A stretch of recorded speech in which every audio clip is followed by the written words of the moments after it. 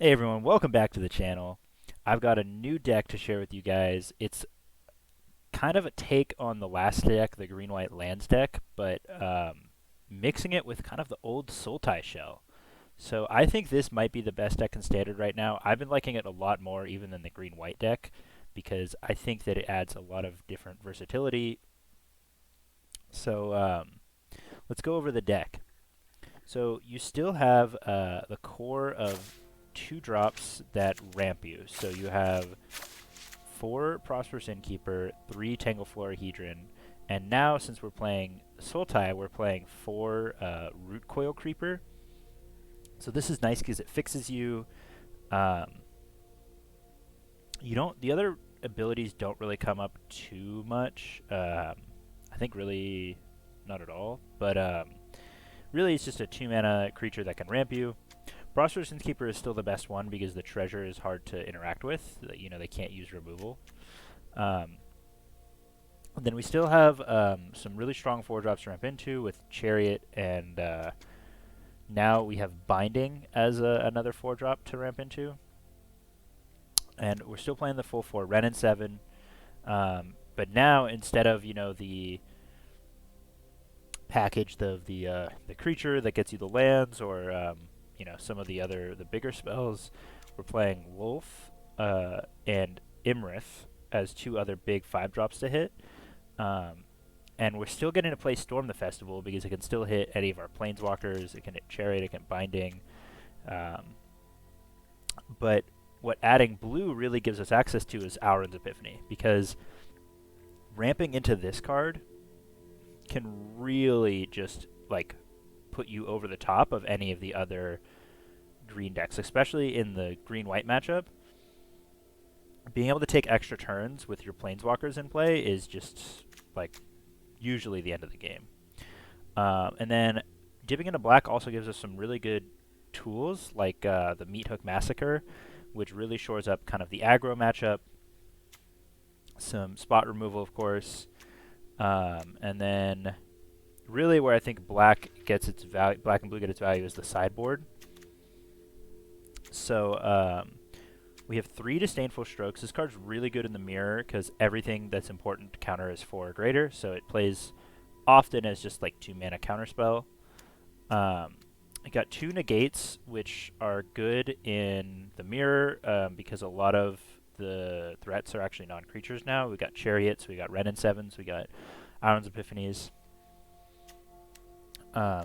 And then 2 Test of Talents, which also come in against the blue-red deck, which also Negate comes in against the blue-red deck. Counters Epiphanies and whatnot. And then we've got our aggro package, so we've got 2 more Meathook Massacres, which this card is amazing because not only is it a sweeper, but your creatures dying and their creatures dying allows you to stabilize a bit more, put a little bit more pressure on. Gaining life passively after you get your sweeper is really powerful. And then 2 Shadows Verdicts as well, just to add some more sweepers. A couple more Infernal Grasps or more spot removal. And then we also get to play 2 Comas out of the sideboard as kind of like a ultimate threat against the mirror, because you can't counter it and it can get indestructible. So really the only way to deal with this is exile, and by that point you've already generated some value off of it. You can tap things, you can make 3/3s. So I think this deck really shines in the best of 3 format because out of the board we just have so many tools. But yeah, so this is the deck. The mana base is pretty simple. I'm just playing all of the pathways that I can, so 4 of each color pair, and then I'm playing a few of the tapped dual snowlands. These ones are nice because you can get them with Binding, so you can find blue off of Rimewood Falls, or if you need triple green or double black or whatever, you can get it. Ice Tunnel, I might replace with the Slowlands at some point. but I've been liking Ice Tunnel so far. You actually end up with a decent number of turns where you kind of don't really need to worry about casting something or like untapped land because you don't have any 3-drops in the deck really. And then Hall of the Storm Giants, I could be convinced to play another one. It comes up sometimes. And then 3 forests, a swamp, and an island. And I think it's really important actually that you play one of each basic at least because a lot of people are playing Field of Ruin right now. And so if you get your only, black source or your only green source fielded, you really want to be able to get whichever basic you want. Because the color requirements on this deck are pretty strict. I mean, we have triple green, double blue, double black in the main deck even. So, yeah, anyway, so that's the deck. Really, the plan is just to ramp into big threats, and Auron's Epiphany away the game. So, with that, let's jump into some ranked and see if we can keep pushing towards Mythic. I've been playing a little bit off stream, so I'm currently. Let me look at my profile real quick.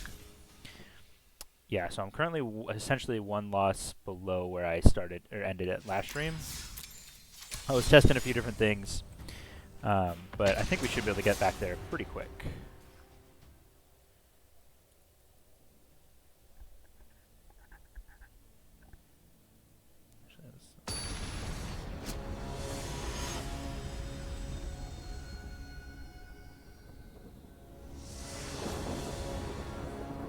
And definitely want to play first.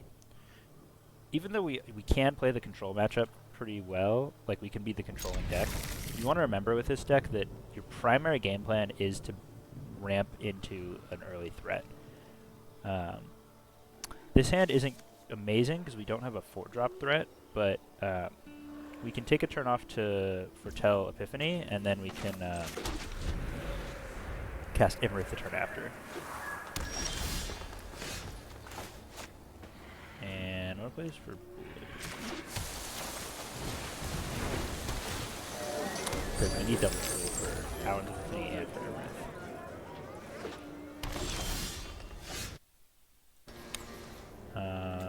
Yes, we'd like to draw a land here at some point, but he also started on 4 and hasn't played anything, so I think that's a really good sign for us. Because the mono green decks are scary if they get off to a fast start. But if his first play is now, and we keep binding it, yeah. I'm going to use the Treasure to Binding because I kind of want to get the land off of the second ability anyway. So that we can start playing our bigger stuff. I'm still hoping to draw a land this turn because I'd rather just play Imrith this turn and then Auron's Epiphany next turn. Because getting to swing with Imrith more than once, especially against Chariot, which is not as good, doesn't line up as well with Binding.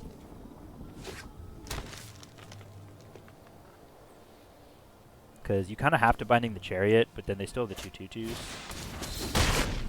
So there's still the Innkeeper, kind of fine with that. That's why like Innkeeper is such a good mana accelerant, is because if they have something like Blizzard Brawl, they can't get like screwed out of our mana dork. It is a little annoying that it's only one time because like it would have been useful in this scenario to be able to ramp more than once, but I think it's worth it most of the time. And also the life gain can be very relevant. So here we definitely Binding. Just gonna snag the Chariot. Means we're definitely taking 4. I mean, you could say, oh, get the cat, and then he can't crew the Chariot, but if he has any creature, which he's definitely going to, then he can, and then he also gets an extra cat. So, ooh, Unnatural Growth. I might have to take a turn off just to Binding that, because I don't think I can just take 8 a turn. And it kind of makes every card in his deck a good threat. Camera back.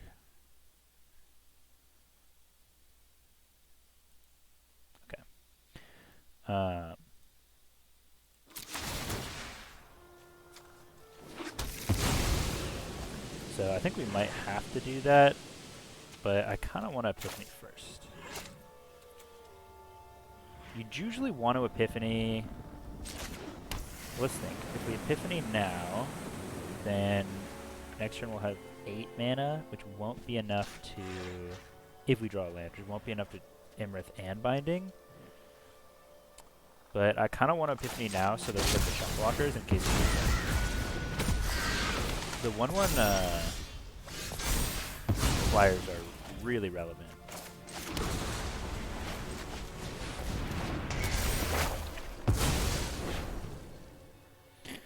And I'm definitely not going to attack. And if he attacks, I might even try to trade, like double block and trade for one of the cats. But I might also just leave them back to chunk block something big.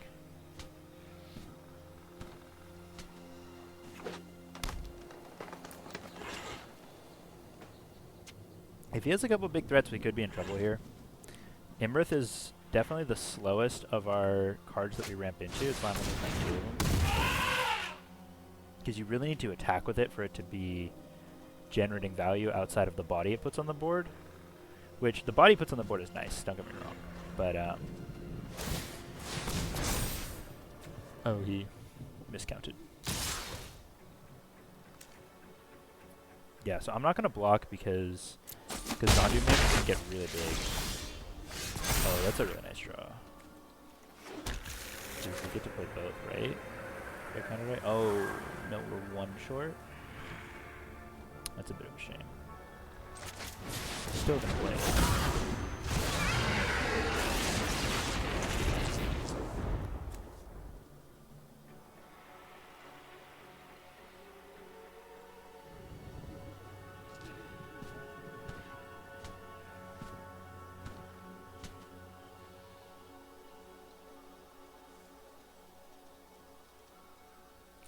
I don't know if I'm saying this right. Imrith, Desert Doom. I think that's kind of how you say it. Yeah, it's a really nice big flyer, draws you cards when it hits.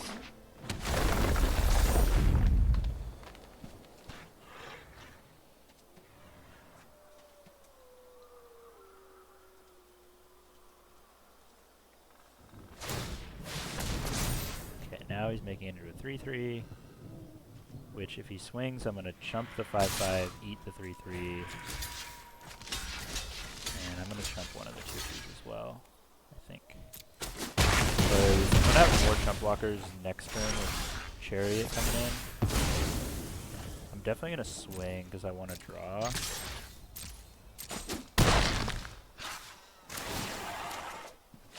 Yeah, so let's play Prosperous Windkeeper,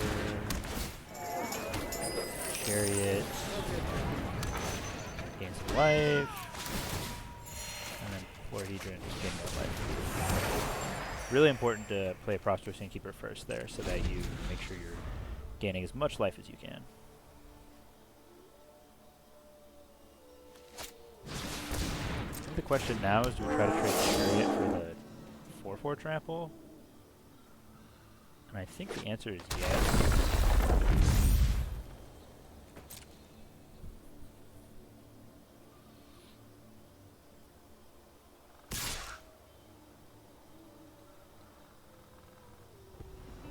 Oh, if he's just attacking with that, maybe... I guess we can't really block with the cats, because then the Chariot is useless, so I kind of want to just block with the Chariot. Make sure we get value out of it now. And then we still have the 2/2s, because he's out of cards, so we're definitely going to win the long game with Imrith in hand, or Imrith in play, and another one in hand.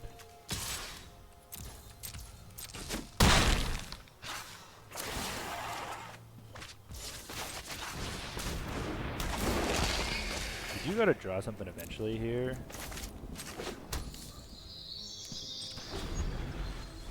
But I'm not too worried. Base of saving's not bad for him.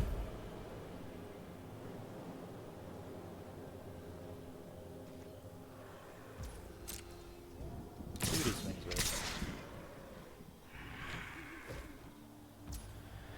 Okay, I think I'm going to jump here and double block, because we don't really need the mana.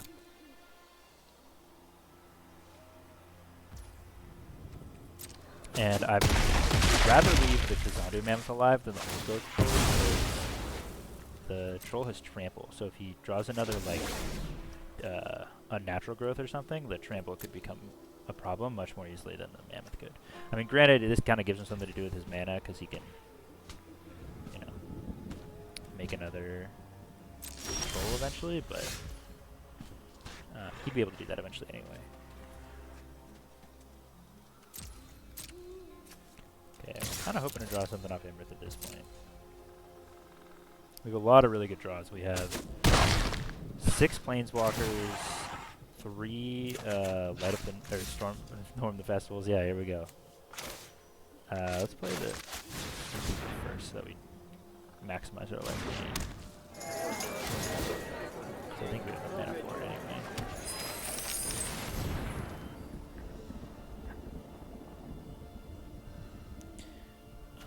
Wow, we kind of whiffed, but Mythic Massacre is actually not terrible because we're still going to get to at least gain and lose a little bit of life.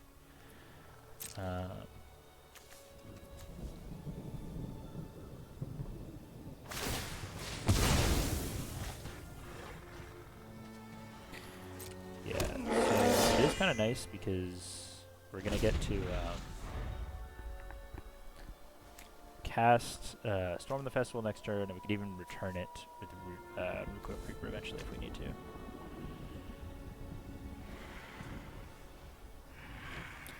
So this, when a creature we control dies, they lose a life. And with him being on 3, he was basically, he couldn't really attack there. Okay, so mono green with Old Growth Trolls. What else did we see? I always forget everything I see right after the game's over. I think we definitely want Infernal Grasps. I'm just wondering if we want Shadow's Verdicts.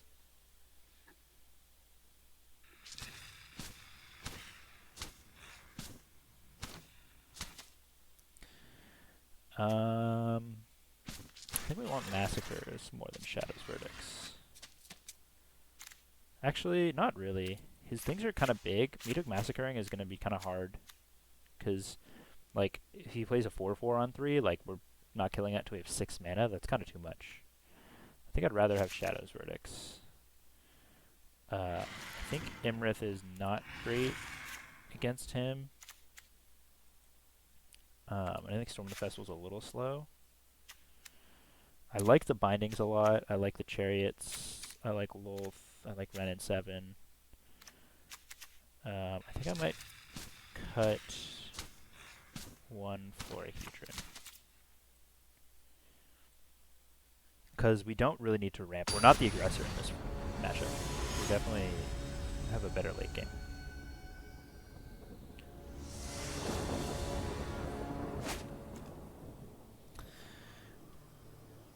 Yeah, this hand seems great.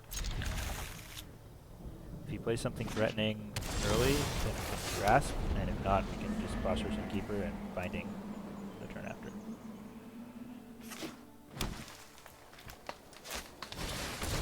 Ranger class. I'm not scared enough of that I think I'm just going to play Keeper. Because kind of our ideal scenario is that he doesn't have a 3-drop, so he pumps Ranger class to put a counter on the 2/2. And then we can Binding it after.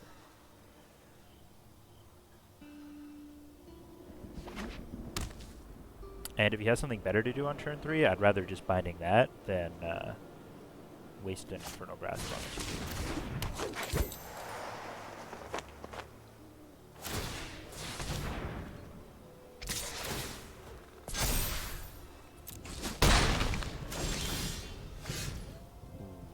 So now we have a choice, because we could save our treasure for when we cast Ren and 7 next turn, and Infernal Grasp this turn and play a tap land, or we can just play Binding. I'd kind of rather just play Binding, because we have another one, and it also allows us to start getting our land count up for the Ren and 7 token.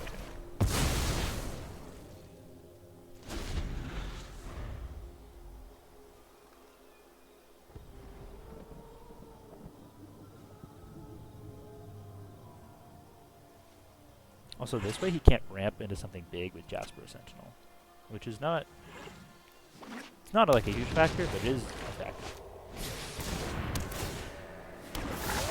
Yeah, so with 2 Ranger class in play, we can't Binding both. So we're gonna have to go the route of killing all his creatures, which is fine. We have a decent amount of resources. Storm the festival.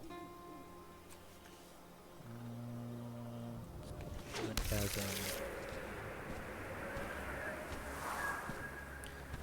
And then, let's see, if we play this, then next turn we can cast Storm the Festival or Ren and 7. So I think I'm going to do that and then just leave up Grasp. Because I'll probably just Grasp whatever he targets with the Ranger's class. Hopefully he targets both on the same creature.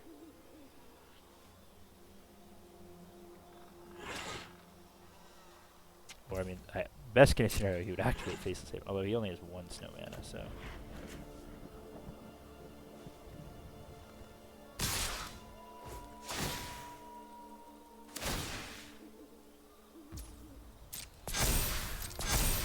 Yeah, so he does split the counters. I'm gonna kill the wolf, I think. And just take 2. It is a little riskier going for Storm the Festival this turn instead of Ren and 7, so I might just Ren and 7 to make a 5/5. Or it'd be a 6/6, I guess. Because if we whiff, we're in shit. Although if we hit another binding, we'd be in amazing shape. But I think I just like Renning this turn, getting a body, forcing him to have to deal with that, or to deal with Ren in some capacity. Yeah, I think we have enough blue. Even though it's a little bit less mana, making a 6/6 is just, I think, too impactful with the board. And if he swings, I will happily trade my 6/6 for his. Oh, well now I won't. Okay, well I know what I'm doing next turn now. I'm definitely binding that. It'll be interesting to see if he goes for my Ren and 7 or if he just goes face.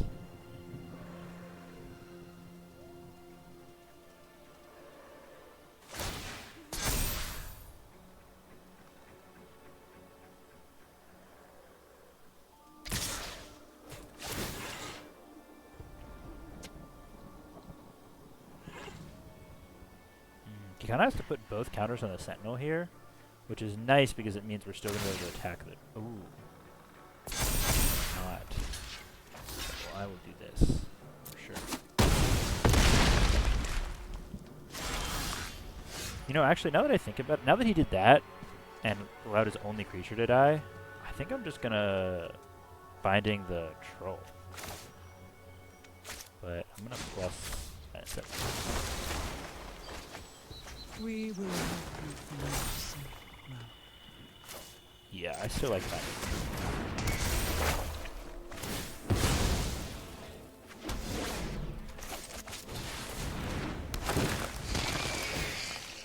And I think I am going to get in for 7 here. Because he could activate Faceless... He can't even activate Faceless Haven. We have to put pressure on him at some point.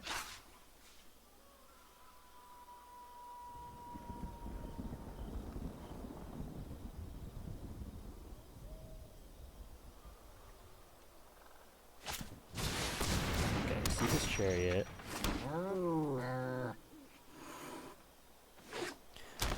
I will say the one thing that this deck is missing is a way to blink Binding of the Amazons. Yorion used to be so ridiculously good with binding. Okay, so everything being huge is not great for me.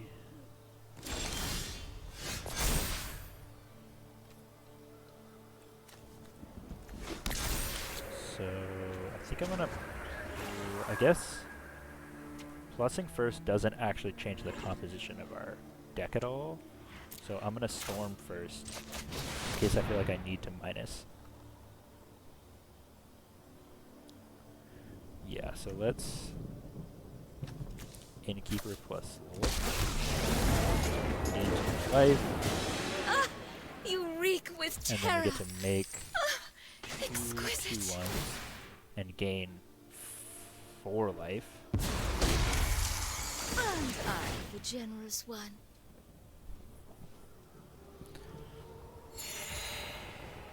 And yeah, I'm gonna plus still. Because now I have enough creatures in play, I'm not too worried about what he can do next turn. But we whiff completely, and we hit 2 Owl's Whiff and 2 Red and 7, so it's kind of unfortunate. But I will cast Chariot. Gain another 4 life. And the question is, do I swing with the 9/9? I think the answer is no, because I kind of want it to block. Because I'm making another one next turn. Like, he's just going to chump with, like, Sentinel or something. And I think if I just play slow, there's no real way I lose this game.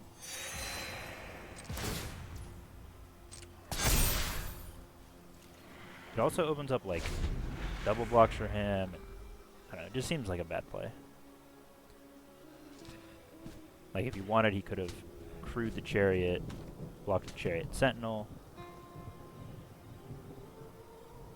I guess that's not really a great play for him, but I'm really hoping next turn to get to make a bunch more, or another token with the Chariot and another token off Ren and 7. And then I think this game will be pretty much put away. I mean, he can activate Ranger class and start trying to play creatures off the top, but that's not going to keep up with the amount of value I'll be able to generate with my Planeswalkers.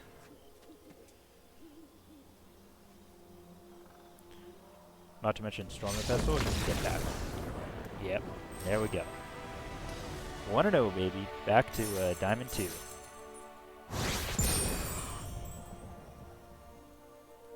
I'm hoping to hit Diamond 1 tonight. I think that would be a fun goal to get to. And then maybe do a longer stream another night this week to try to get all the way to Mythic. Because I'm getting close. Honing in on it.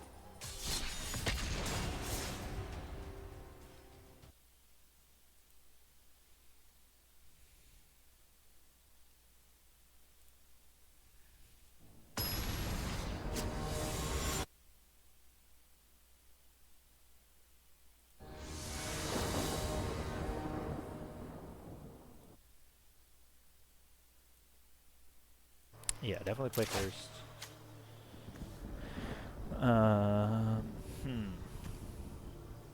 So we have a 4-drop, 5-drop, but no 2-mana accelerant. This hand is very borderline. I'm very tempted to mulligan it, but I think we want our resources badly enough that we don't want to mulligan. And because we have proactive and reactive things to do, I think it's a keep. Because this deck very much has to play like kind of a context switch where like against aggro and more like creature-based decks, you are the control, you are trying to prolong the game, you have the late game. But against pure control decks, you sometimes have to play the aggro role. You ramp into bigger threats, you have to kind of put pressure on. Because there are decks that have better late game.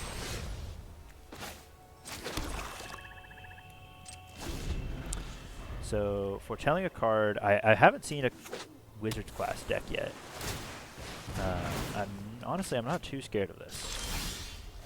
I think I'm just going to do something proactive, play the Chariot.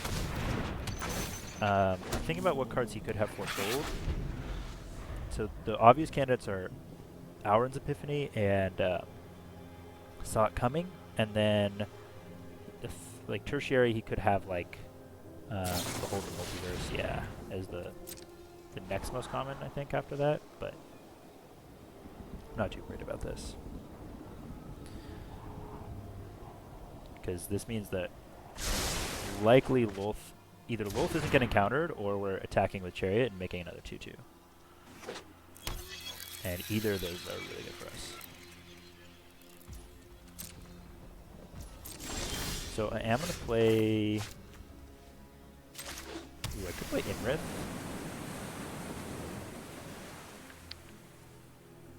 I think I like that better because it gets around Negate.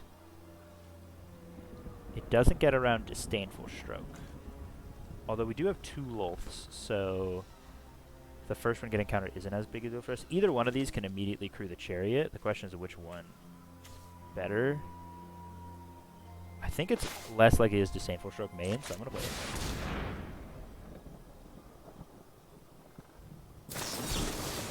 Yeah, so it didn't really matter because he would have Disdainful Stroke either way, but I think playing around the gate and Disdainful Stroke is worth it.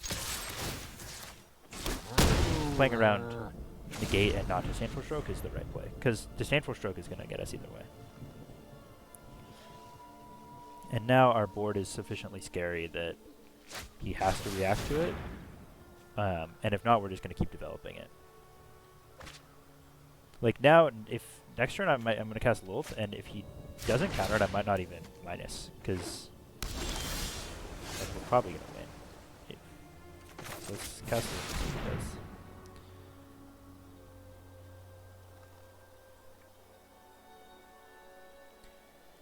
Because our board is scary enough on its own, like the only way he really gets out of this is some kind of a Cinderclasm type effect. Or actually, really exactly Cinderclasm, so I don't really want to... Oh wow, he had both. Okay. Well, I guess playing around, playing around the gate was a good thought, but... I guess maybe if we played Lolth, he might have Disdainful Stroked it, or negated it. No. If we played Lolth originally, he could have negated it, and he still would have had Disdainful Stroke. So, yeah, I don't think there's any way we could have played that to play around his counterspells better.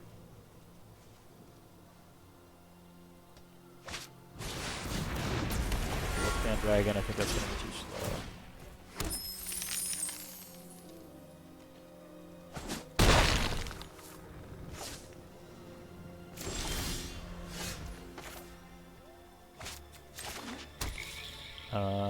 Yeah, I think I'm just going to play... I could Binding it, but I'm really not under any pressure, so I'm just going to cast Lolth again, forcing to have another negate. Or, I guess he could have any counterspell because this taps for 2, but... And here I think I will minus because that allows me to swing for they lethal. consume the weak. And also the Menace, or the Reach tokens are relevant Do against what I the Goldspan demand. Dragon.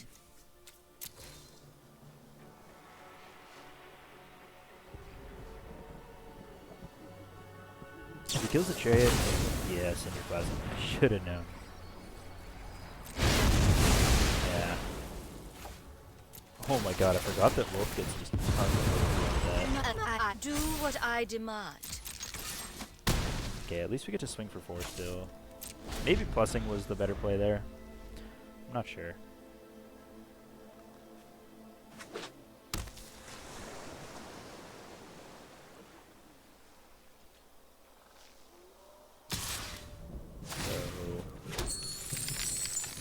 Swinging at Lolth. It's going to be at 3. The question is, do I minus her? I think no. He could... Yeah, I was going to say he could burn it down. The light is insufferable. Oh, well, let's just out Epiphany. Yeah, if he has another counterspell, gotta use it. Yeah, Test of Talents, that's the one. Man, mainboard Test of Talents is kind of a surprise to me. Because the main green-white deck doesn't play a ton of instants and sorceries, I guess just the Festival.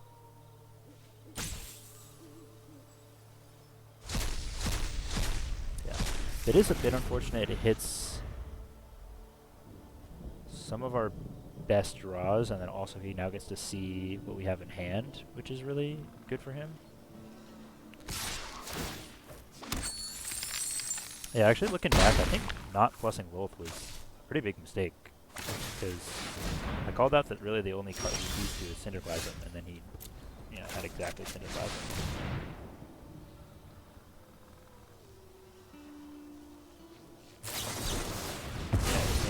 Wow, just this guy's deck is just primed for the mirror, or not the mirror, but the meta right now with this deck being popular, because main board Disdainful Strokes, Negates, and Test of Talents is pretty crazy. Oh, and we just lose. Wow. Okay, well, we were pretty close there. Yeah, I think not plussing the Wolf was a problem. So this is where we get to take... this is where I think the sideboard of this deck is really nice, because now we get to bring in Negates, we get to bring in Test of Talents, we get to bring in Disdainful Strokes, we get to bring in Comas, which he can't counter, and we can just board out our removal.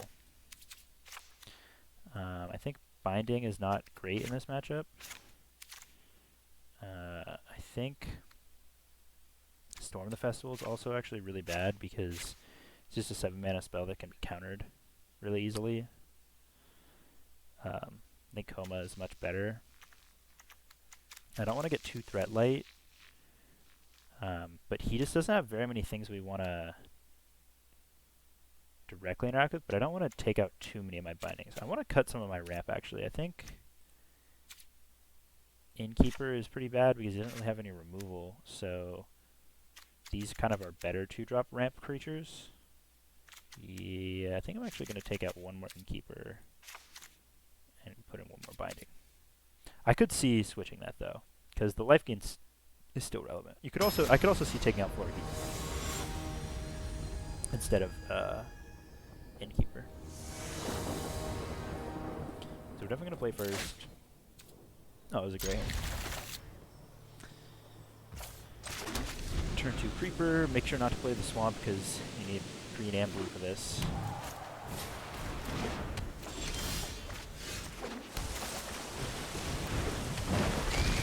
Chariot. Turn 4 red and 7.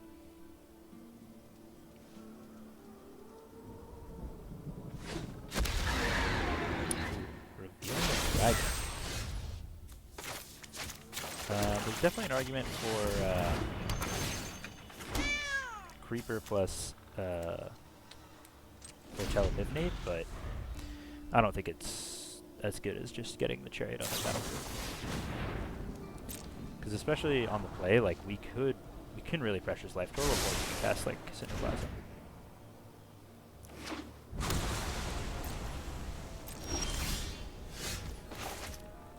And we're definitely going to take this opportunity to go Ren and 7.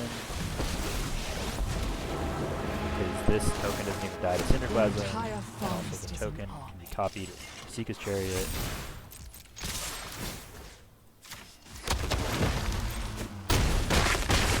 And he's basically dead next turn. I can't think of a card that gets him out of it, to be honest. Yeah.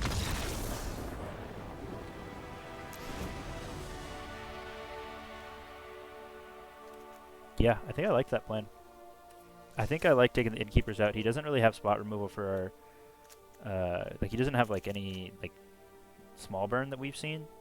So I think the repeatable Mana Dorks are better.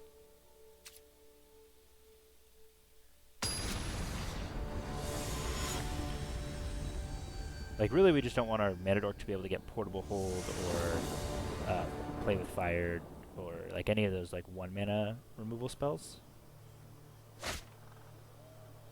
Ooh. No blue. I don't... Yeah, I don't think we can keep this. Oh, God. Yeah, I don't think we can keep this either. So no action. I mean, I guess there's an argument for the last hand because we can play Binding to go get a blue eventually, but okay, yeah, this is better. I think Epiphany's strong, but it's gonna be slow.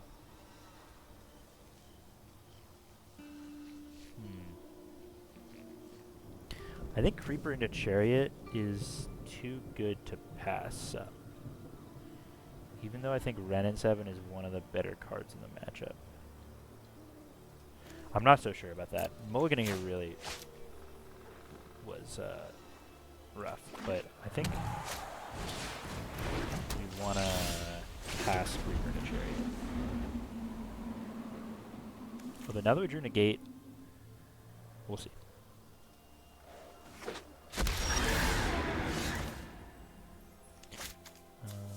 We both have green. This one.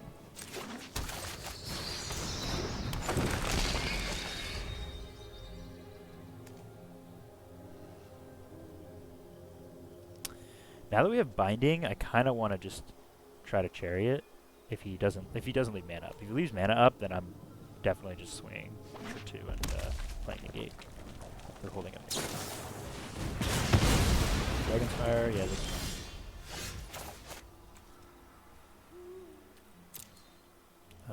Actually, I think I'd rather have double green.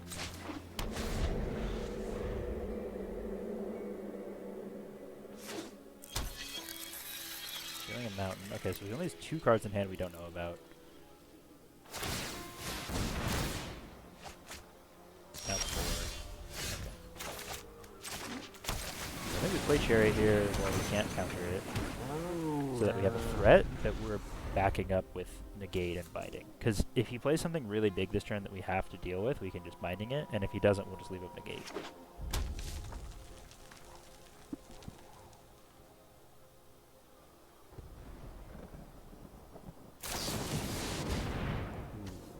Destroy target artifact, deal 2 to any target. Yeah, pretty good. I haven't seen Prismari Command used with those 2 modes before, to be honest. Oh, I think I'm just gonna swing with my 2/2 and leave up double Negate. Actually, no, I think it's better to just spell Chariot if he doesn't have a counterspell. Because we can bind him. But he has Disdainful Stroke, of course.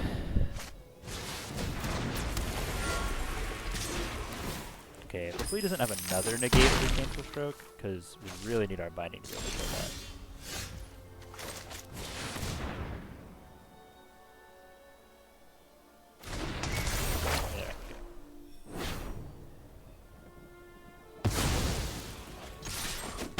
Yeah, I would like to draw some.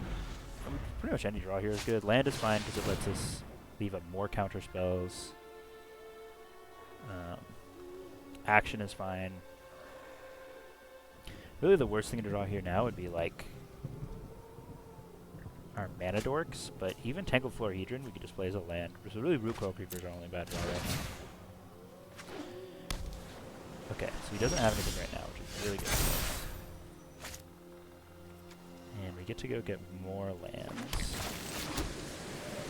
And now I'm feeling good, because we technically have a threat in play. We have a couple counter spells. Really, what we just don't want to see here, yeah, so I'm going to Test of Talents first so that I can see his hand.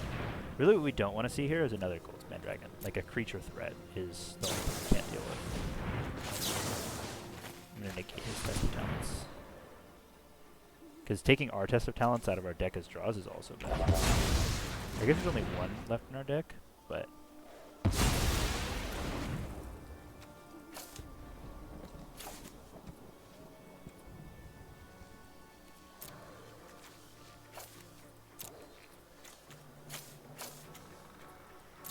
Oh, they have another Expressive Iteration in hand. So I don't have to take the one out of their hand. One sec. I kind of think we're going to let him have this Expressive Iteration, because we don't really care about these, and it lets him draw a card, right? Yeah.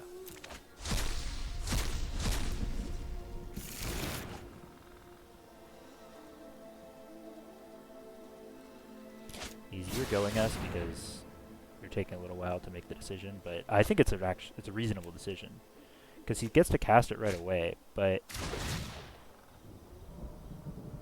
I guess we should have done it, because He basically just got to draw from the top 3 instead of just the top card. And now, see, his Dragon's Fire and Cinderclasm, 1 random card in hand, and no creature lands. So I'm just gonna cast Imrit and go shields down here 1 turn. I think it's better than waiting until we can cast it with negate backup, because it can really, like, it's a hard threat for him to deal with because it has ward 4. So if he has any of his reactive cards, it's not great. Yeah, so this happens, and then we're going to negate the Cinderclasm.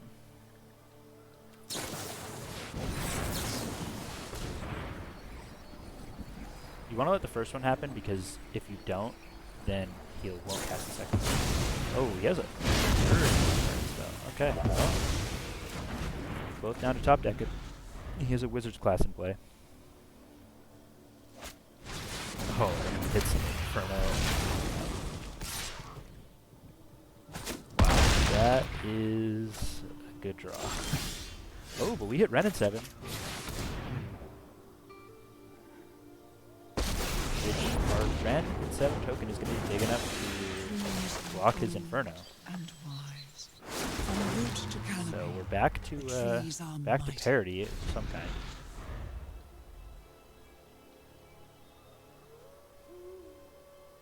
Good game. 6.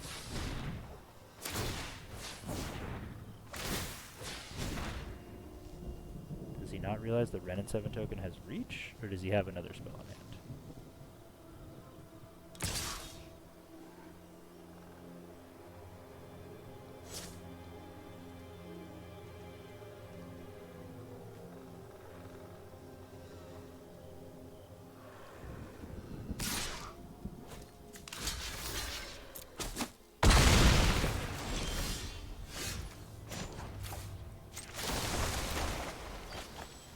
Power. Ooh, we milled our Coma. That's a little unfortunate. But at least we get to cast Imrith.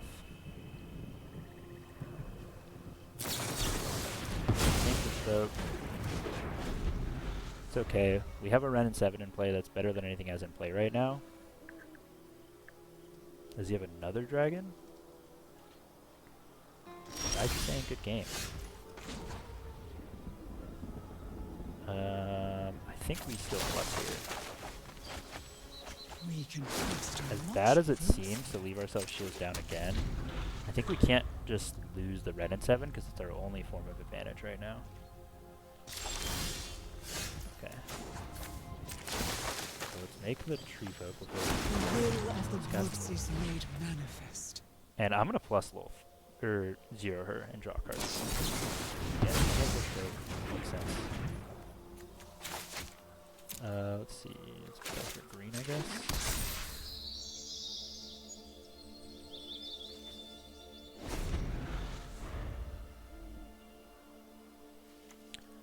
We are kind of really getting through our deck with Ren and 7.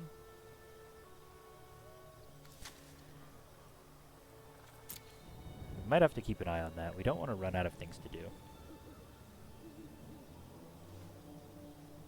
We could zero next turn and go for lethal. Putting land into play. That's probably the move. Especially if we draw like anything else. He is tilted and looks like he's going to time us out. But that means we're getting the win, so I'm happy about that. I will gladly sit here and wait as long as we need, as long as we get to see the victory screen. If he's slow rolling us with like a dragon in hand or something like that, I'm a little annoyed. But if we're winning, I don't care.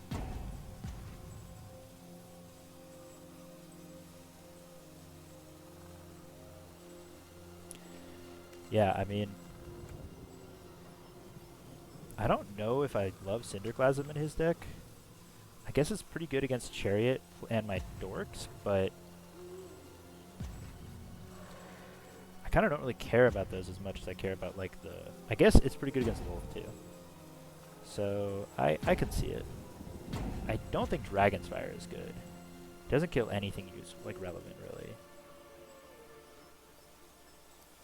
Prismari Command is pretty good against Chariot. Maybe I board out Chariot in this matchup.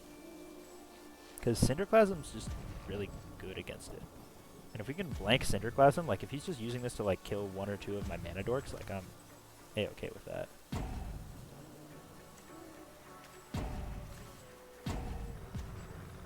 Yeah, I mean, Disdainful Strokes, Test of Talents, Negates, I mean, that's really what this matchup's about.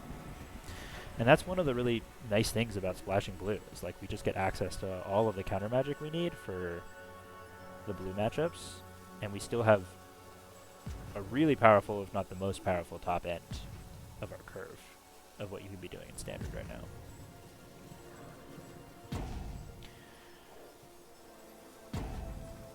It is a little scary, the fact that I'm going to have to 0 Red and 7 and swing for lethal on my turn once all these timers pass, because if he has like a bounce spell, like, and it's just been slow rolling us this whole time, that would be just savage, but I'm just hoping.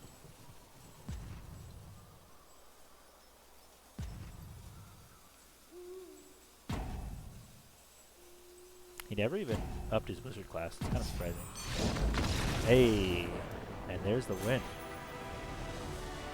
Wizard class as just a 4 mana draw 2 is kind of bad. But yeah, we get the win. 2-0.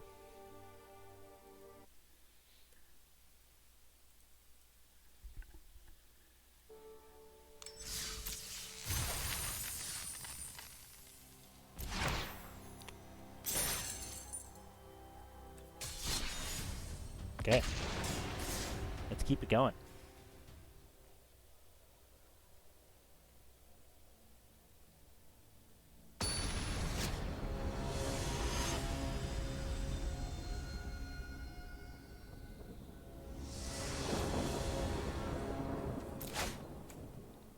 Ooh, only 5 drops. Not good enough. Oh, this hand is good. Oh, we don't have any... Oh no, we can play Hall of the Storm Giants on 2 as an untapped land. So yeah, keep this. Put this back Storm Festival. We're just too far off of 7 mana. So let's play Ruling Chasm first, so we can Hall next turn. And I think I'm going to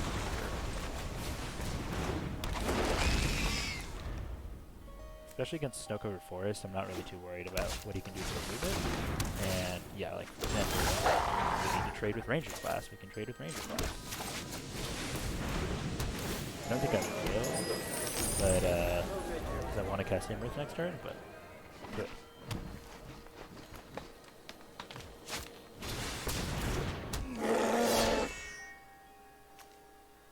I'm gonna hover this so he knows I'm thinking about blocking. Then I'm not gonna block.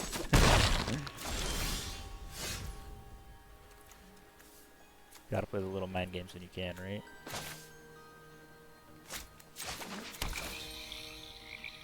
Yeah, I'm not gonna use the treasure, so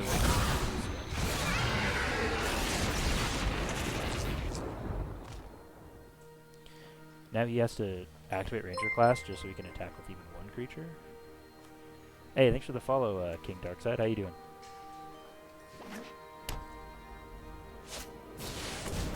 Chariot. Yeah, so that means he can't swing this turn. And we're just going to get to Storm the Festival.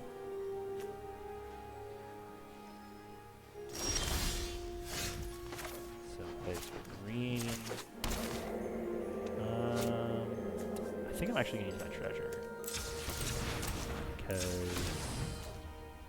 I want to have the 2/2 back to block. And there's not really anything we need that much mana for anyway. Oh, and yep, we hit Wolf and Red.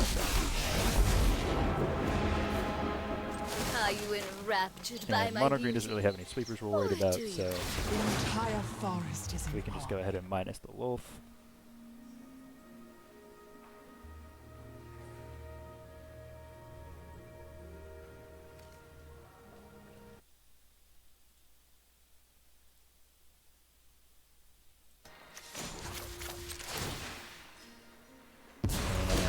think with this much life, this many creatures in play, Rewarded. I think I'm even gonna swing with Imrith. Draw card.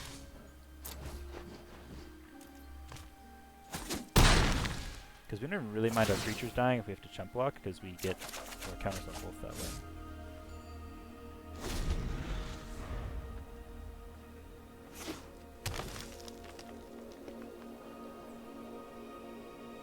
And he still can't even swing with Chariot because we have a 5/5.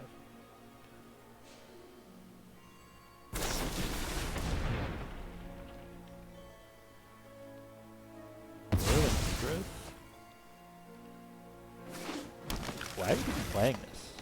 It just seems like a bad ramp spell if you're trying to ramp, because he doesn't have any landfall really. Huh, kind of surprising choice.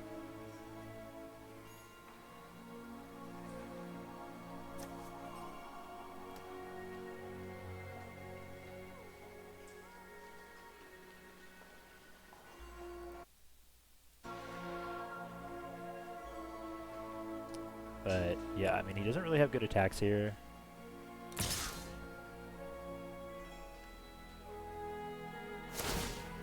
So the question is, do we trade with the 5/5 or do we try to do some kind of big block? I mean, with trample, we can't really do that. So I think we just trade with the 5/5.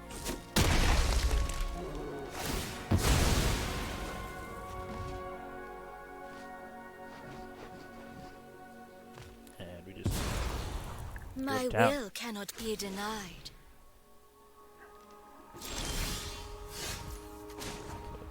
Plus Ren and Death. Every seed contains great potential. Oh, there's a couple good cards. And then I think we're at 22, so we can afford the life loss of Go, my children.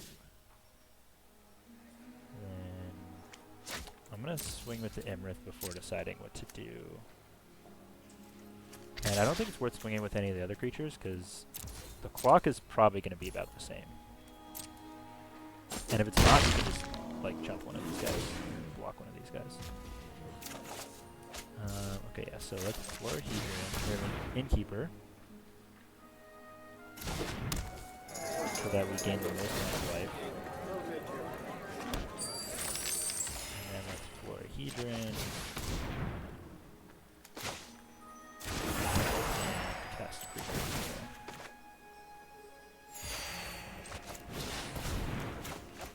And to read Auto Tapper, did it right, didn't use the treasure, I like that.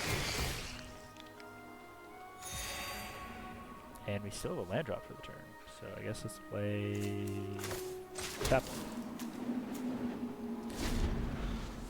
And let's see, next turn, if we want, we can 0 Ren and 7, put 2 untapped lands into play, and that would give us 1, 2, 3, 4, 5, 6, 7, 8, 9, 10, 11, 12 mana. So we could actually we could cast the Storm of the Festival without even doing that. Okay. There's some flashbacks. So backbreaking. Ooh, Vorinclex. That's actually a little scary. So let's see, I have 2, 3, 4, 5, 6, 7 total points of toughness. So I can save my Ren and 7 if I want to, but I have another one in hand, and I'd have to lose both of these spiders and at least one of my innkeepers. I actually think it's worth getting it off the battlefield. No, I don't want to lose both my innkeepers. I really don't want to lose my innkeepers because I think gaining life is going to be what we're more worried about. Because hopefully we can just hit like a Binding of the Old Gods. Or, sorry. Yeah, Binding of the Old Gods at some point.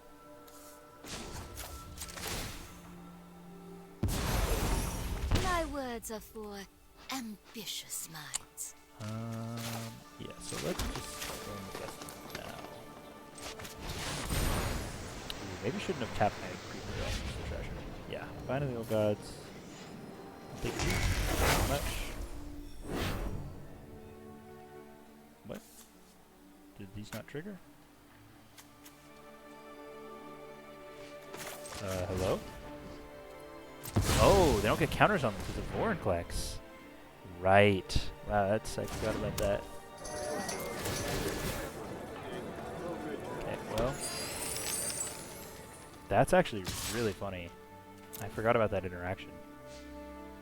I mean, luckily he's dead next turn in there, but that's a good one to remember.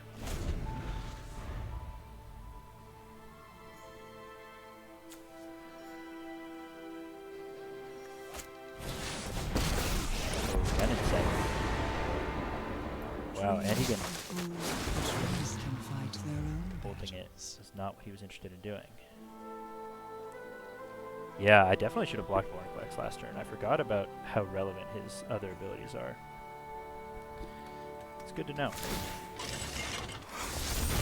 Yeah, and he can make an extra reach token. So it's going to be really hard for me to find a way to get through with this Imrith now. And all of a sudden, I essentially need to kill this Vornflex or I lose.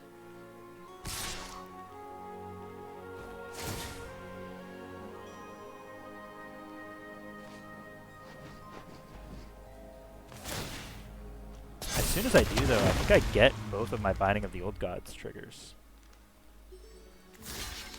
I am going to block enough to kill this. So this will enter with half as many round-ups. This will enter with 3 counters on it for me. Oh, none of these counters actually go on it, though, because it's each one individually. So they all get... Oh my god, Vornflex is actually really good against my deck. I didn't even think about that. Okay, so let's Ren and 7.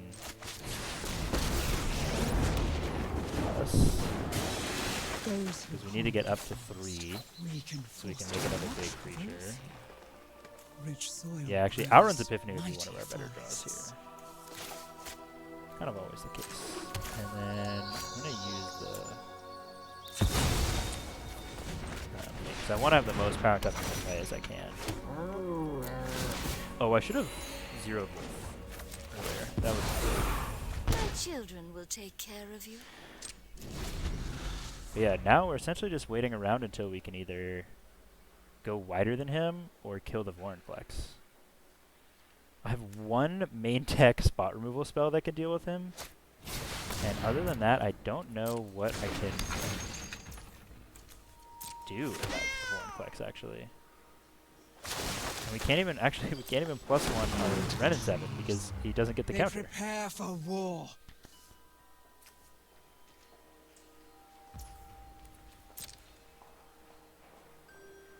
I mean, if he ever attacks his Vornflex... Oh, this is a mistake.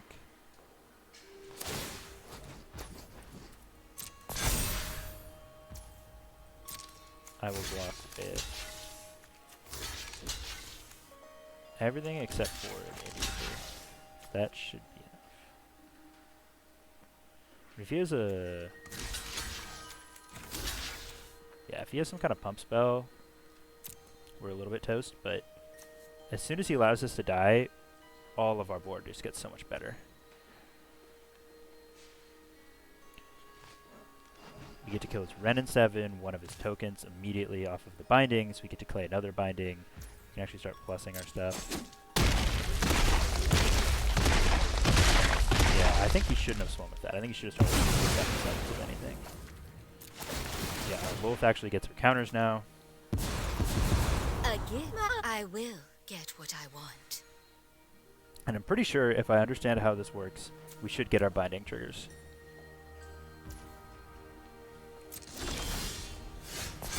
Yeah, there we go. And I think I'm going to start killing at 7/7s. Ren and 7 is another high priority target.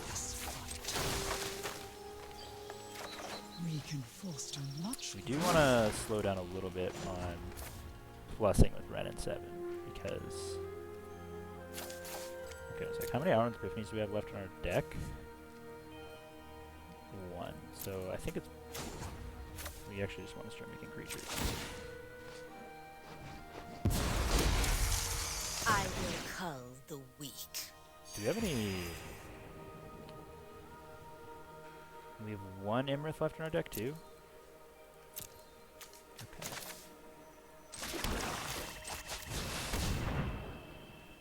And I'm gonna hit another one of the 7/7s with this.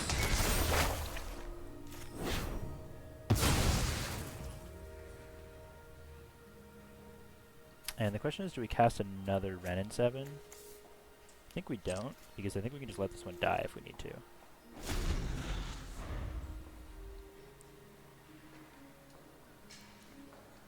Like, it is nice that we get to instantly make a tree folk, but I'd rather just next turn make a tree folk on this one and then play this and make it another tree folk. Because at this point, Blessing is kind of actually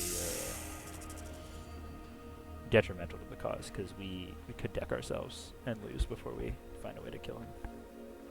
Because his board is really wide. Yeah, definitely want to kill Chariot here, because he's going to make another big reach token. I'm hoping he doesn't swing with everything at my Planeswalkers. I'm sure there's some kind of complicated block or attack he can make here that would actually be really good for him, but if he's just swinging at me, I am more than okay with trading for the Chariot and then making my own tokens next turn.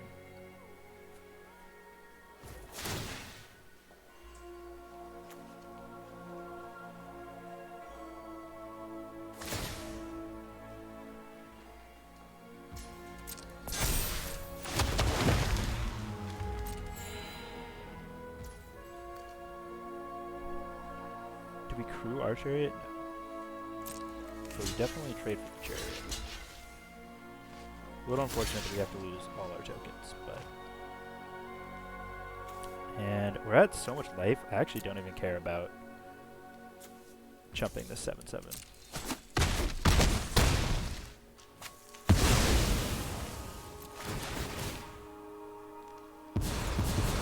We will do subservience. Yeah, we're will definitely getting to be the point where we can start thinking rewarded. about ulting Wolf and winning that way. But we're a long ways off of having enough creatures. Okay, we get to get some forests, which is nice. Thins out our deck. Okay, and let's look. We still have a Storm the Festival, a Chariot, a Mythic Massacre, which actually would be really good for us. An Imrith. And Alwyn's Epiphany, another Chariot. A couple Chariots. Nothing crazy. Oh, I should have gotten that forest. I think I declined, but... So let's attack the Ren in 7. Just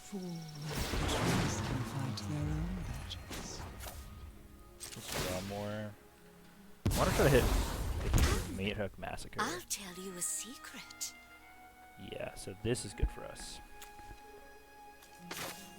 So we're going to play a land, crew the Chariot off of this. Unfortunately, we're going to lose our Chariot, but I think it's worth it to get another token. Actually, do we have enough mana to do this? I'm not sure. I want to do this either way, so...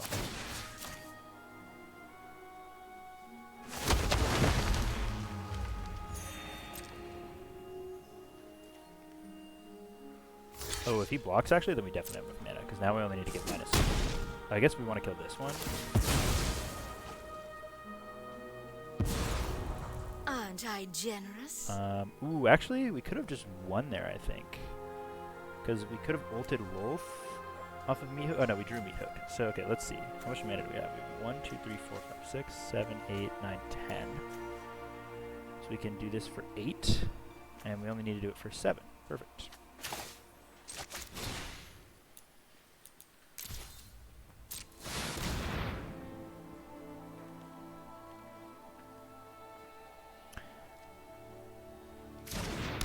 And we even drain him for a little bit.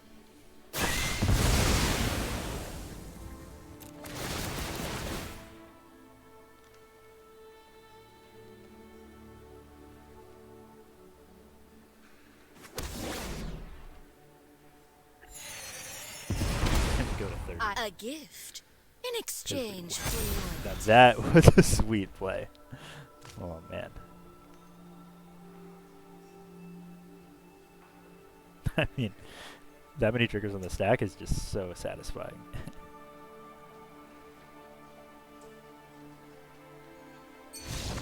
And the instant concede. Let's go. Oh god. I'm so bad at sideboarding because as soon as the game is over, my mind completely goes blank about what deck we're playing against. Like I can't even remember what colors we played. Mono green. Right. We already mono green.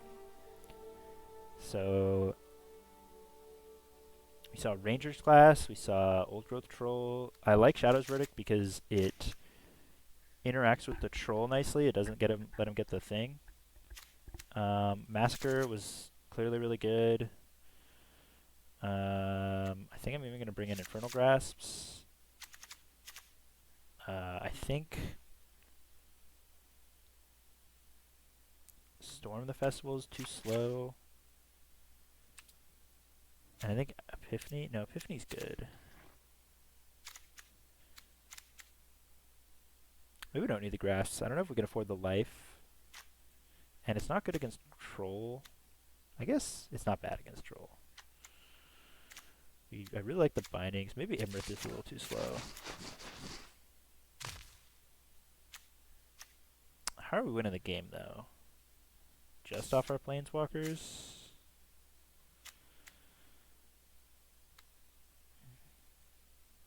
That's probably fine. I guess maybe Chariot's actually a bit weaker here, because it has to attack to be really that good. And so I think we're going to take out a couple Innkeepers, and I'm going to bring in Cosima, because he can't really interact with it, and it basically just wins us the game if we resolve it against him. I mean, a 6/6 that spits out 3/3s, jump blockers, is pretty good. Yeah, I like this.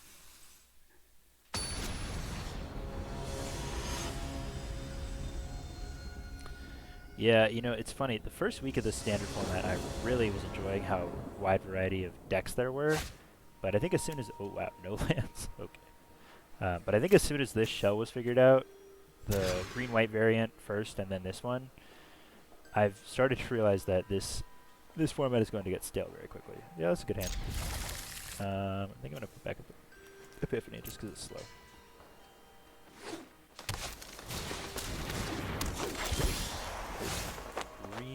Ooh, actually... Yeah, I think it plays for green. It's a little unfortunate because we kind of need green-blue for the root coil creeper, and we need black for Infernal Grasp. But once we cast the creeper, we'll be able to cast Grasp, so... Ooh, Lotus Creeper. Maybe he's kind of sideboard transitioned into like more of a ramp style with bigger threats. I could see that being a good plan against a deck like this. Okay, so he's gonna have mana, the double Cobra. Hopefully we draw a land so we can just binding whatever he plays, but if we don't, we can still... Oh, he's gonna play Innkeeper. Am I gonna lose to a swarm of 2/1s and 1/2s? But even if we don't draw a land, we can just play Florahedron as a land and play Infernal Grasp, and then next turn we can start binding stuff. Definitely not trading if he attacks, because we need our black mana.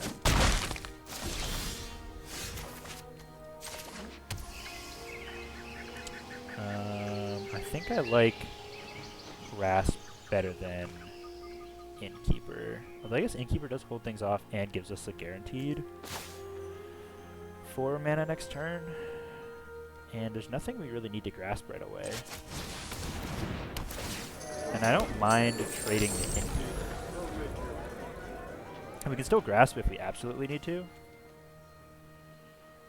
Actually, even if we want to, because we'll have 4 mana with the Creeper next turn anyway, unless he has something. He has a ton of mana. I don't know what he's going to do with it all. Ren and 7. Okay, pretty good. Harm the trees, and you will rot at their roots. He's going to plus, which is actually great for us, because I would have grasped the token, and I would have binding it. But now I can just binding it and not have to worry about the token.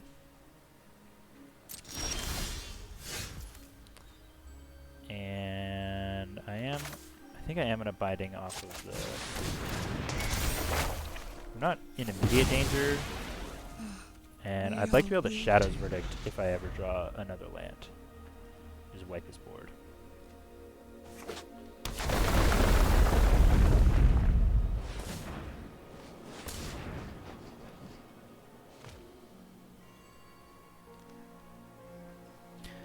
Can he cast Summer Festival? Oh my god, he can. That's crazy. Turn 5 flashback Storm the Festival? At least I think it's turn 5. Oh, he hits 2 lands? The only thing we have to watch out for is that even if we Shadow's Verdict, he still has the Faceless Havens in play. So he technically can only activate 1 unless there's another. Okay, so I'm guessing he's going to minus this. Yeah. So now hopefully we draw a land, we can just Shadow's Verdict away his board. I'm definitely going to trade here. And then we can tap land. A little unfortunate.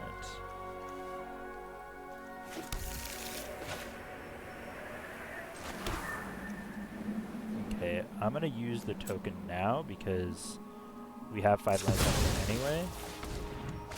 And, oh wait. That's him. We need black. Thank God for the undo button.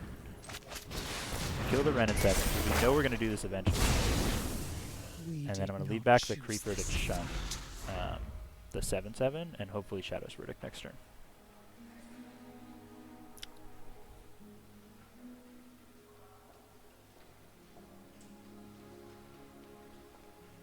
We're going to take 6, go to 8. We're going to take a lot more. If he double activates Faceless Haven, we might just be dead here. Because we don't have the mana to Infernal Grasp either of them.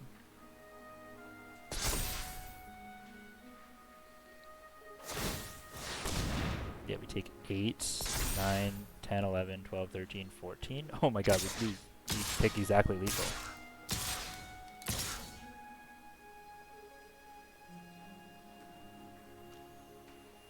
Unless he does this and doesn't kill us. Yeah, I don't know what we could have drawn there though that would have gotten us out of it.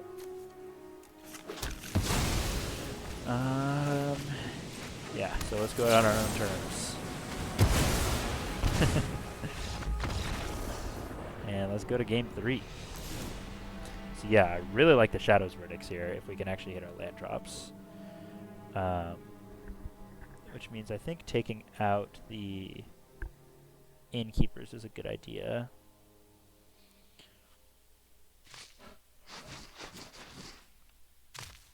I think the Grasps are still fine. I mean, he had, I think, just a crazy draw with lots of 2-drops. I don't think that's a very normal draw. I really like the Massacres still. I like the Shadow's Verdict still. The only thing I'm a little unsure about is the Grasps, because it's not great against Ren in 7, which is really his big card to ramp into. But I don't know if he has enough non-creature spells that we care about negate. I guess other than the Planeswalker, he has his own Storm the Festivals, so maybe it's fine.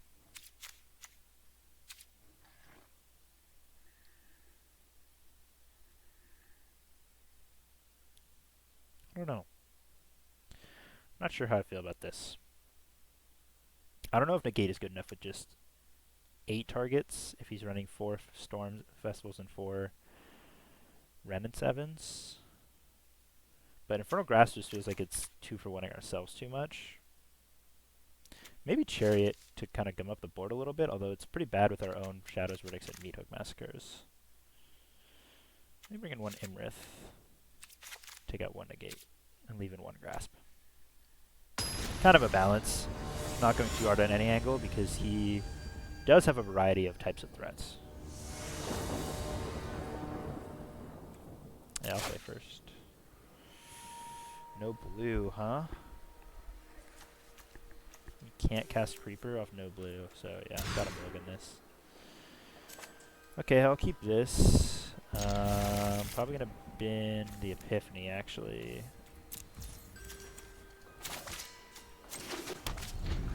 Ooh, probably should have actually not played this for black on turn 1 in case we draw our other 2-drop, the blue-green one. But now we can just play this for green, play Chlorhedron, and binding whatever he plays next turn. And we're off to the races.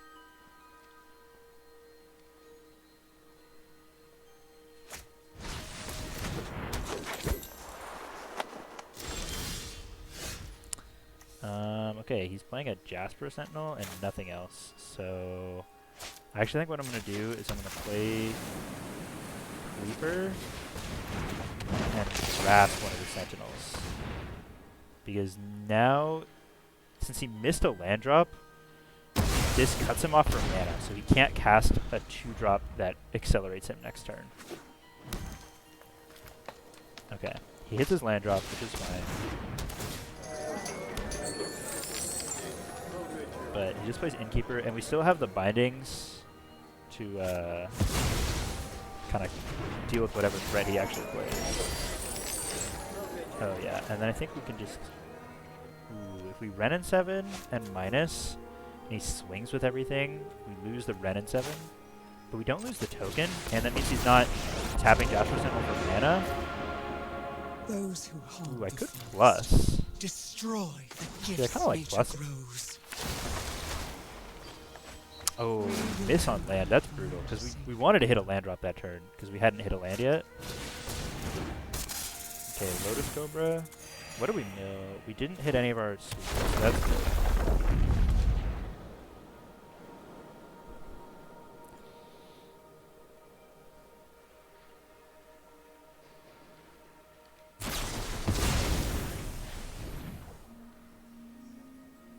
Okay, Roiling Regrowth. Not worried about that card. Oh, I guess that's why he's playing Roiling Regrowth, because he gets the double triggers off Lotus Cobra. But that doesn't even seem that good, because you're still net down mana. So it's not like that turn's going to be crazy. We will give you Okay, one there we go. chance to back down. Plus it again. We hit lands this time. Power Nice. comes with tender. Let's play Every the seed Forest and then great. binding the Cobra, because it's the biggest threat. And let's just pass. I think we just sit back, defend our Ren and 7, and try to win the game that way, binding anything that he's, you know, really a threat. Because next turn, if he, I mean, he swings with everything at the Ren and 7, we're not in great shape. But if he doesn't, we get to minus it and we get to make a big token. He doesn't technically have any threats in play. Probably just going to binding the Chariot this turn. Unless I draw something better to do. Ooh, that might be something better to do, actually. Okay, one sec. View battlefield. We don't have a second blue. We have a second blue in hand. We have a second black in hand, too, but I'm just going to get black-green, I think. Okay, let's make a big guy. And then I'd rather just Chariot here to help defend the Ren and 7. The entire forest is an army. Because now I have 5 creatures in play. He technically has 6 attackers if he attacks with Faceless Haven, but I would get to eat Faceless Haven, eat Innkeeper, both Innkeepers and the Jasper Sentinel. Own Ren and 7. Okay. Okay, not too bad, not too bad. We contain fires. Gonna binding it must right away, never but you be know. unleashed on another forest. He gets a big tree token out of it. We can Oh, he's foster plussing growth. it. I think that's a mistake, knowing that I have binding in my deck. I don't think hitting land drops is that important for him.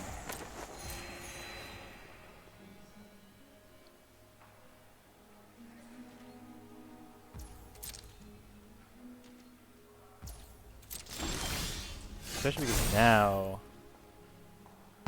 creatures I control gain Death Touch, which is really nice. I can plus my Ren and 7. We will help you find. Oh, I milked some good cards, unfortunately. And then I'm gonna Crew Chariot with the 7/7 because my creatures have Death Touch anyway. Actually, no, I'm gonna crew it with these so I can make a swing with the 7/7 and make another 7/7.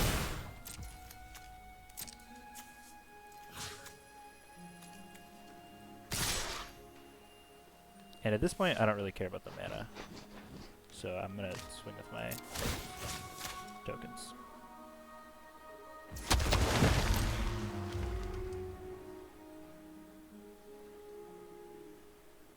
And now he kind of has to block to kill the Chariot because it's making Ren and 7 tokens faster than Ren and 7 even would, so it's kind of a bigger threat. And he doesn't know yet that I'm binding his Ren and 7, so he probably doesn't want to use his Chariot to block. Because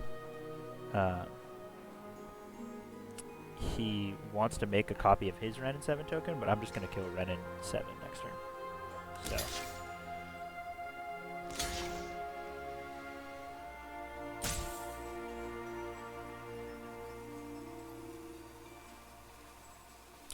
He can crack back and kill my Ren and 7, which is unfortunate for sure.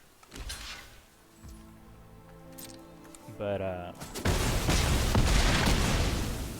we're probably going to start not being able to activate it pretty soon anyway because we don't want to blow ourselves out. The heat has become unbearable.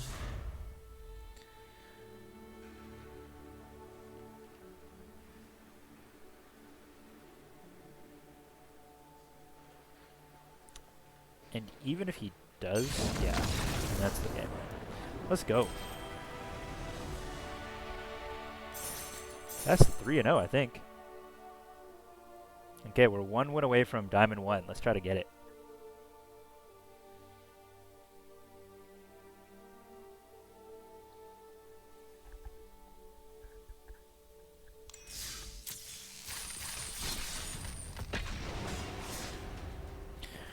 I'm not gonna lie, I'm not super thrilled that this style of deck is really good again. It doesn't feel different enough from the last standard for my personal preference, but I do enjoy playing this type of deck, so I don't mind as much as most people probably do.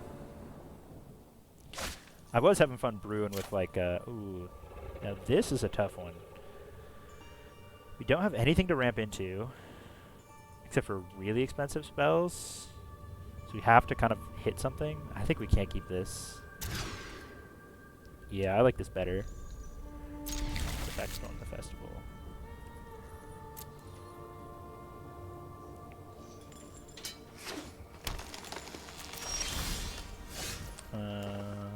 Yeah, I'm gonna play Florhedron.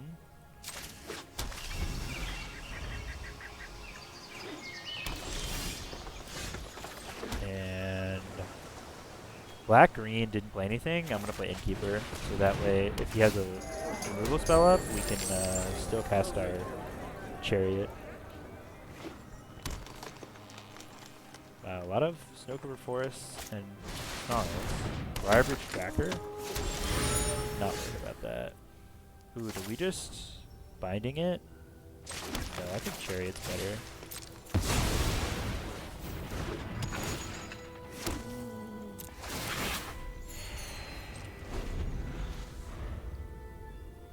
I think we could even race the tracker, to be honest. We're gaining a lot of life off the Innkeeper.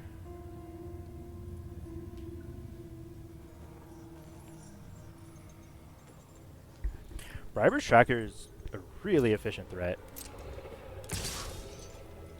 I don't think it's what this deck is about. Ooh, wait, he does get to Vigilance.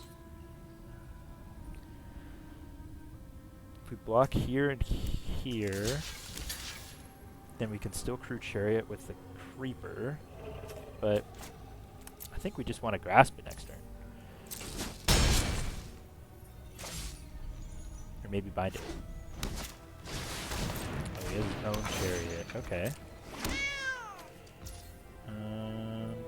Let's see.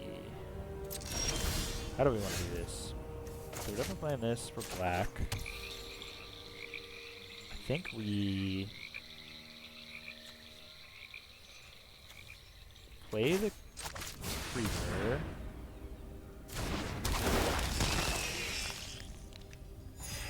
Go to crew the chariot.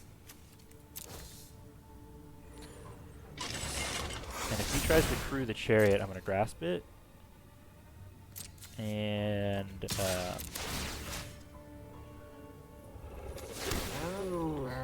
wait, let's get full control. If we allow him to go to blockers, then he can block with the tracker, which I don't like because I don't want to trade my chariot for it, so I'm just going to kill the tracker now. And if he wants to trade chariots, I'll trade chariots, and if he wants to trade his cat tokens for my chariot, I'm perfectly cool with that. Because then he can't crew his own chariot.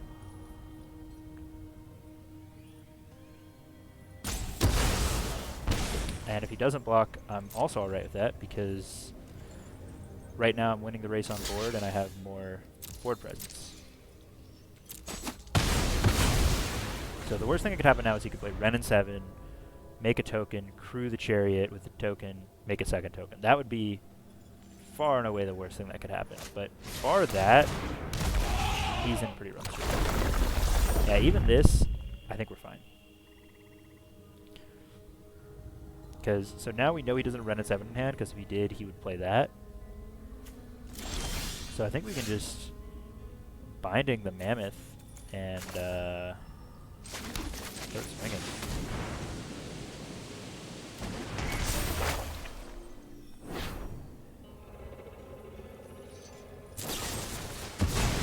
Deadly dispute? Yeah.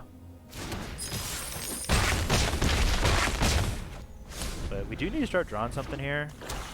I don't love leaving the chariot around. The mammoth is a little more annoying. Blood on the snow. I wasn't thinking about that. I guess that's a reason he's playing the snowlands. It's a good play. He gets back the tracker too. Oh, he can even crew the chariot. Can this copy non-creature tokens? I would just create a clue token. I'm kind of surprised at that. Okay. Well, we get a chariot.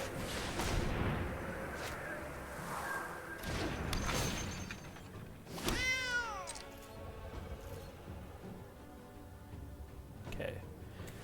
So he's playing Deadly Disputes and Blood on the Snows and Chariots. So he doesn't seem like a super aggro version of the deck. I'm trying to think about how we're going to sideboard. That seems not worth it to me, but okay.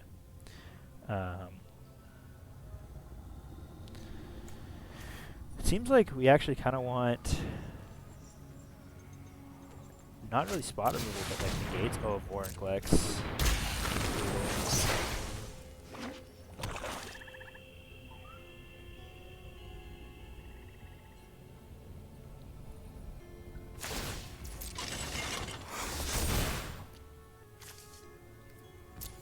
I think we definitely want Disdainful Strokes.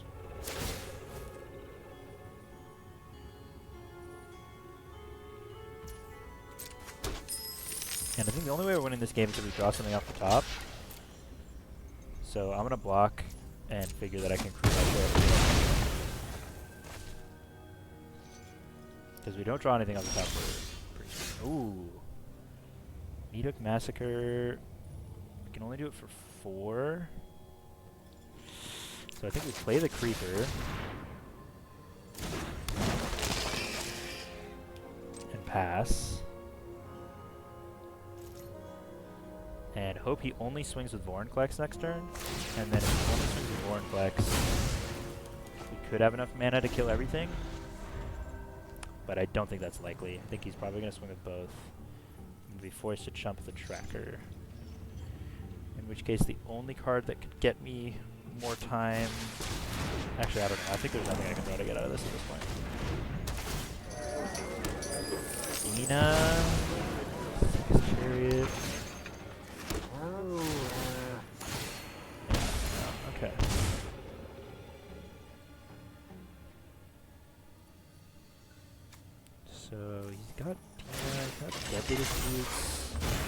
It's gonna be tough boarding against this deck. Yeah, I'm gonna scoop. The only card I know I want to bring in is Disdainful Stroke.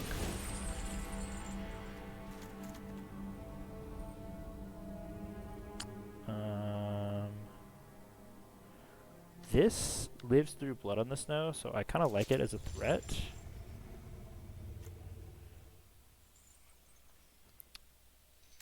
I think I like it better than... Actually, I don't know. It's kind of big. This is kind of a control mirror.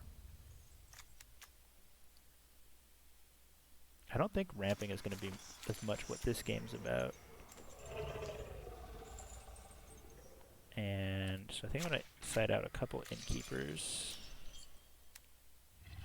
Question is, do we want more grasps or massacres? We definitely don't want Shadow's Verdicts.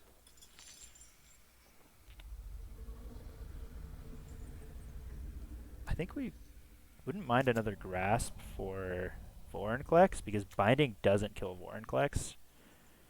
And I think Massacre is not very good. Okay, so what else are we cutting? We brought in Comas. I think Lolth... I think Imrith actually doesn't line up well against his board. And then I think I'm going to trim one Festival. And maybe we don't need this many grasps.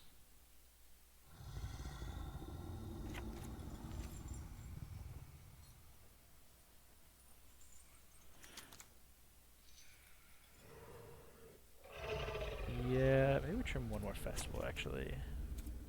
Because we brought in the Comas. Those kind of take that spot. We are a little bit threat lighter without the Imriths, but I think we're okay with that.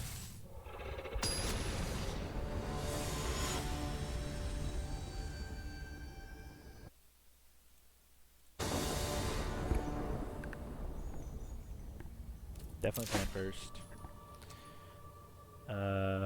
This hand looks great. No black mana, but at least we have the creeper for it. Get to turn 3 Chariot, turn 4 Ren and 7. What more can you ask for?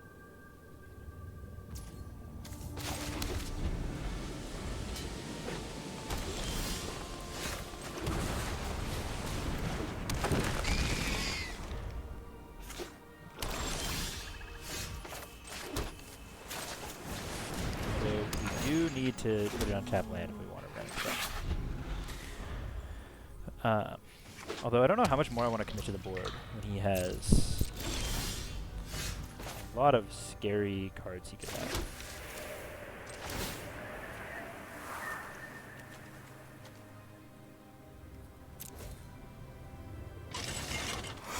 We didn't draw an untap land, so we're not casting anything this turn.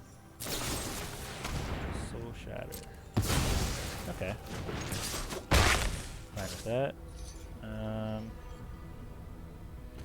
Do we cast Tangleflorahedron? Draw an untapped land, then we could cast Coma next turn. Yeah, I think we do.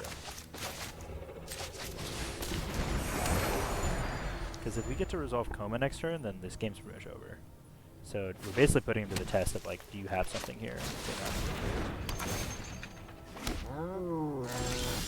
Okay, we don't draw the untapped land, but that's okay. We can play Ren in 7.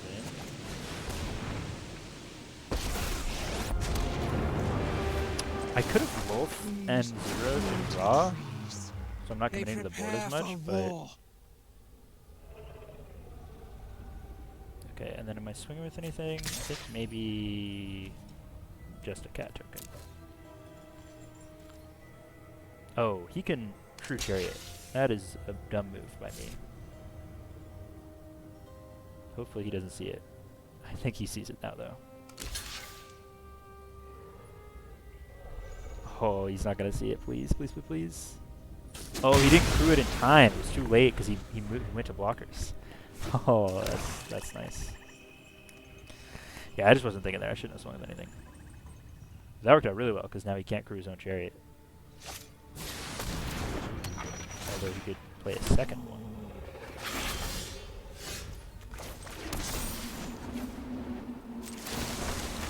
I guess I could have plus so that I don't have to tap one of my creatures to play Coma, but I think this is basically gonna win us the game, so it's not really a point.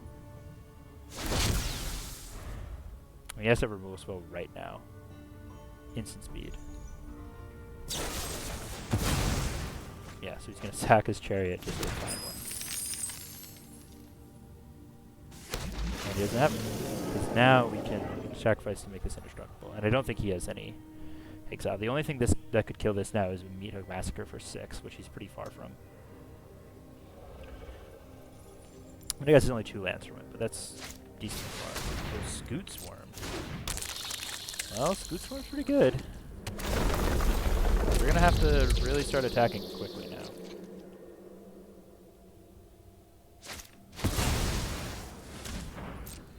Because Scoot Swarm gets out of hand pretty quick.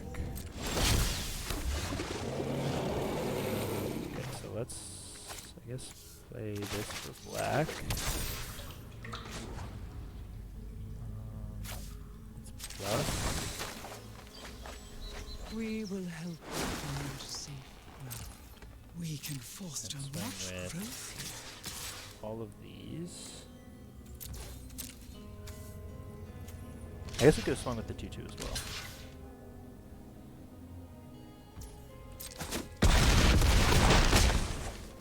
And then I'm gonna wolf.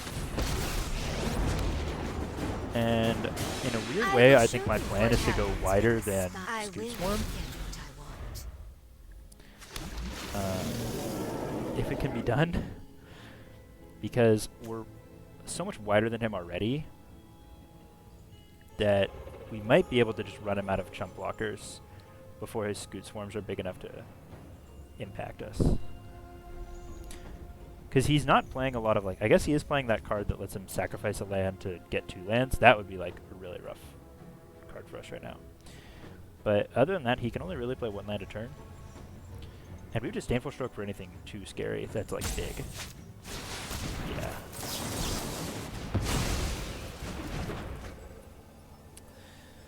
Not happening, buddy. Try again.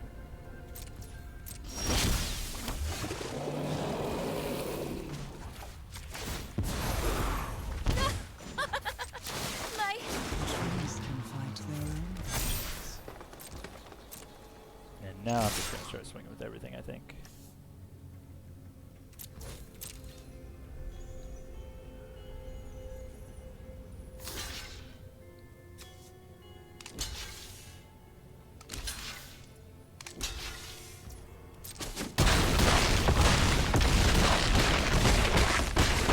Oh, he goes to 1?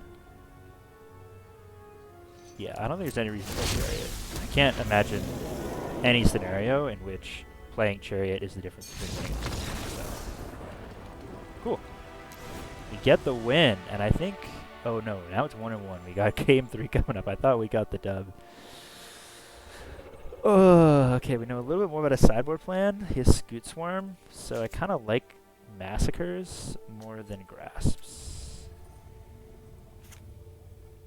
I really liked Coma there. I think it was pretty backbreaking. I don't know if I want that many Massacres, because Scoot Swarm, like... I just want to have outs to hit Mythic Massacre, to Scoot Swarm. There's another card we saw there that game that we hadn't seen before. I'm blanking on it.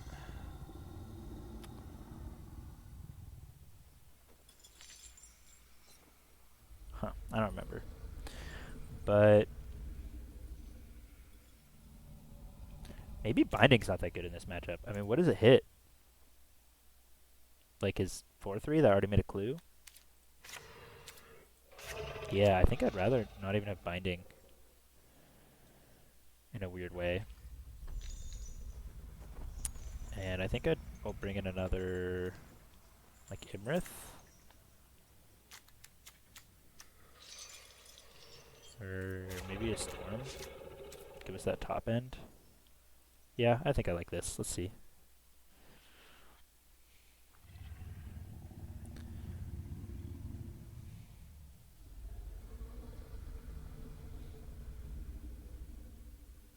Hopefully we win this game. I think this would be our promotion to Diamond 1. And then that leaves us a short stream away from hopefully short checking. Probably not short stream. Probably gonna take a while, but hopefully it leaves us close to hitting our goal of Mythic before the season ends. I actually should check when the season ends, because we could be getting close at this point. Opponent goes first. We have Root Coil Creeper on 2. Into Ren. Yeah, I think it's good.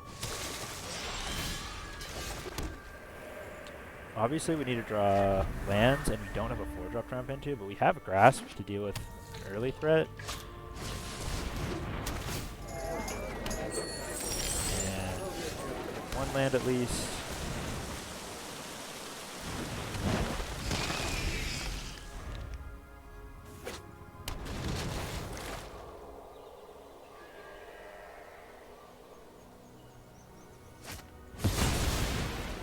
Tracker, I'll probably grasp it.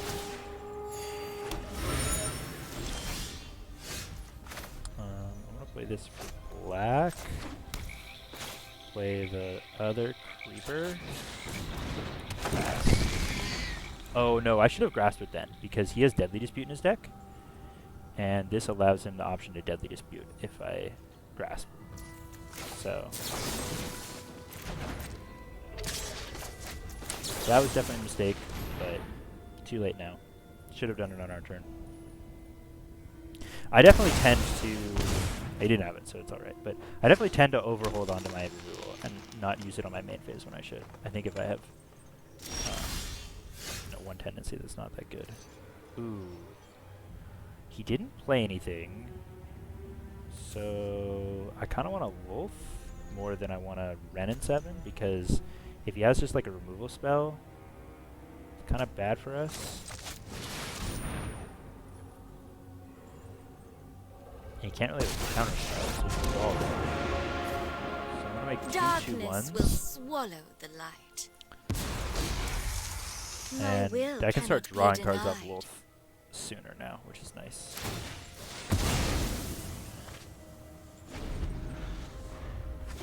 I mean, the Ren at 7 token is more scary as an attacker than the 2/1s, but I think we are a better long game than... Okay, so yeah. Soul Shatters, get the Wolf. A-okay with that, already got my 2/1s.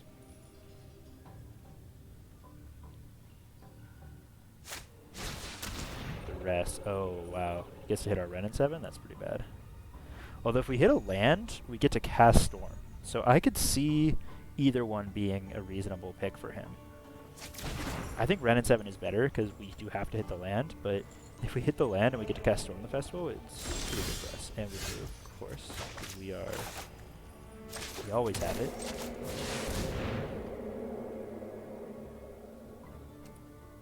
Oh, but we whiff on targets. That is brutal. I'm only going to take one of the Florahedrons because if he has Blood on the Snow, I want the land to build up towards my next Storm the Festival.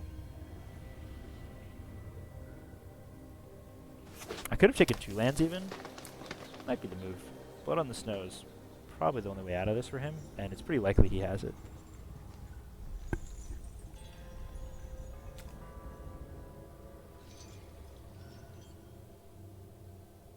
Man, Storm of the Festivaling and whiffing completely is pretty rough.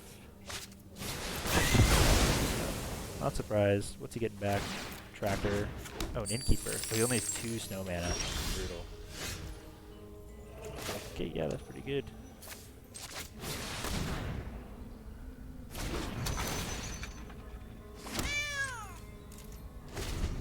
What was I going to say? Oh, he is Chariot. Nice.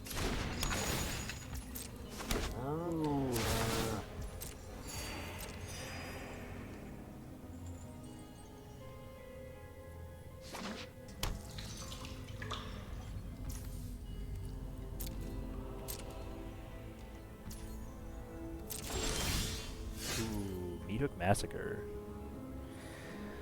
It's interesting. I could Massacre for 2, and then essentially nullify both of our chariots, If I'm gonna do that, I should swing with Chariot first. Although if he blocks token on the Chariot, then the Massacre is not good anymore. But I don't think he's gonna do that. I think he's just gonna let me get before.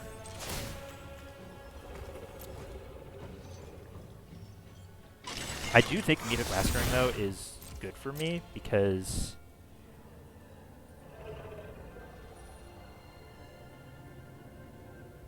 I think what I'm most actually maybe it's not good for me because he does have the man land in play, the one that he can pump to be like a 5/5 or whatever. I just don't want him to start getting too crazy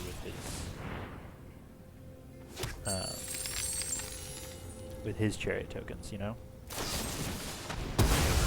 So he's grasping. If he trades Chariot for Chariot, then I'm definitely Mythic Massacring. Because now he has nothing in hand.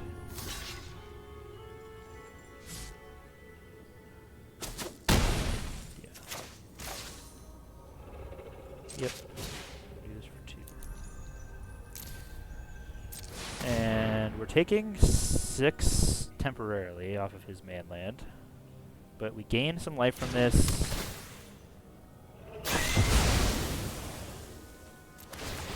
And we'll have Innkeepers to chump with pretty soon. And eventually we'll get to cast Storm the Festival. So I think this is pretty good. Oh, Briber's Track off the top is one of his best draws. Immediately draws him a card, has a 4 power so he can crew the Chariot, and he gets to copy the token. Wow, yeah, that's a good draw.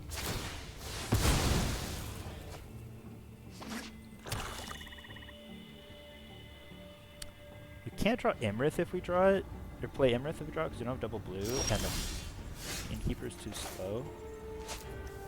Okay, 5, 6, 7, 8 mana next turn. Still not even close to Storm Festival, sadly. And now, because he drew Briber's Tracker off the top, which was maybe his best draw, we're pretty far behind. Because he's going to get to draw at least 1 card off of the Clue. He's going to get to... Oh. Now he can't make another Clue token, though, off of the Chariot. So that's actually pretty good.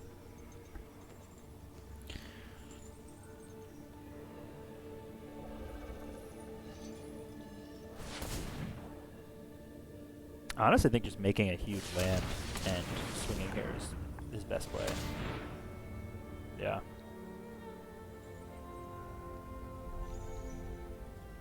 And I'll definitely just chump with one of my Innkeepers. Although, for 4, I actually think I just take 4.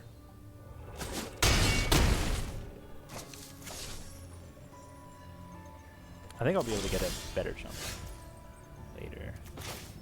Yeah, so let's play a land, because that means now 1 more mana and we can cast our Storm the Festival again. So we just need to survive this turn, because then almost any draw is good for us. Except for another Root Coil Scraper, which we have 2 of, or Agent Fruit, 2 of, I think. Oh, Scoot Swarm, that's a really good draw for him. I might not be able to outrun the Scoot this time. Hopefully we don't hit our other Mythic Massacre with our Storm the Festival.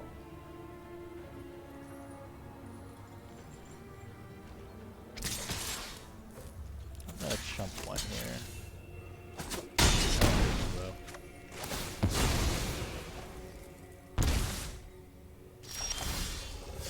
Okay, Asika's Chariot, not bad. We want to cast it, so that way we can crew our Chariot, gain some life. And I am going to swing to make another 2/2. I think if he wants to trade, that's fine, and we're kind of in chump block mode anyway. Oh, he's going to grasp, that's really bad for us. almost dead. Oh, definitely don't want to attack with Innkeeper. I don't know. Hitting spacebar too quickly.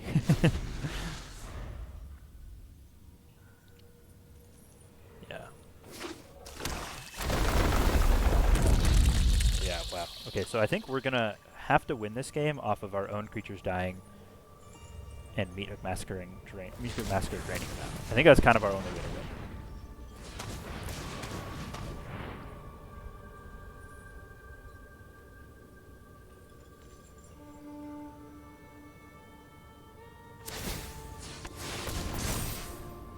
Which means we have to hit on Storm Festival next turn, and we have to hit well.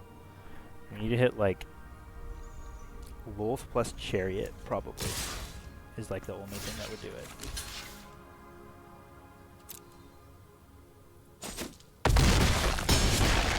We need to draw Mythic Massacre. Actually, that wouldn't even do it because we would die to the Lair of the Hydra. Okay, so here we go.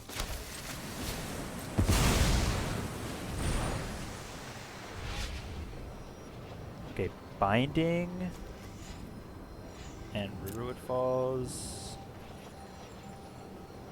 does not do it. I think we kill his tracker. He swings with all of his swarm tokens and the thing. We go to 1. So we're not dead. We're not in a great spot, but we're not dead.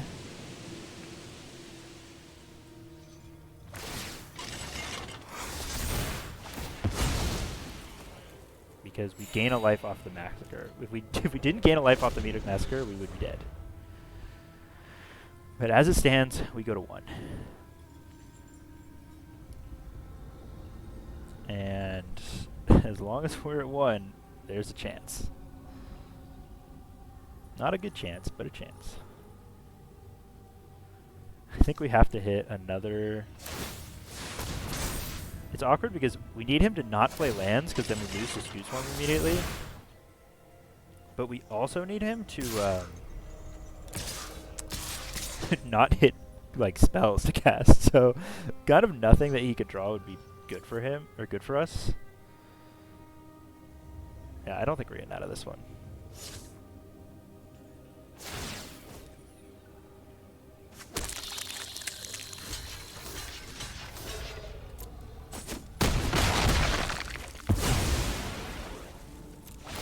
Okay. You get to gain a life, drain him for 1. And I think that'll do it. Because he activates the land, we jump, and we die before the trigger goes on the stack. Yeah. Give him a good game.